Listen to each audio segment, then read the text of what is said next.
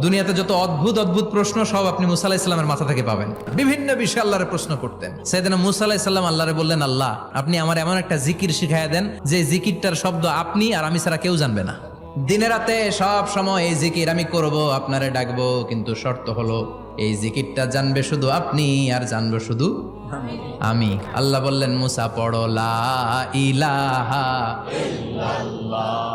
মুসা আলাইহিস সালাম কয়, মাবুদ এটা তো জাতীয় জিকির, সবাই জানে। আমি তো চাইছি এক্সেলেন্ট একটা জিকির, কারো কাছে নাই, শুধু আমি জানবো আর আমি পড়বো।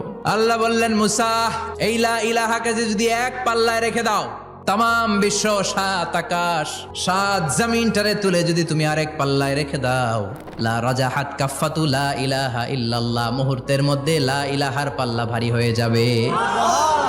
ও মুসা, তুমি যতই এক্সক্লুসিভ জিকির চাও, লা ইলাহার চেয়ে দামি জিকির আমার কাছে না।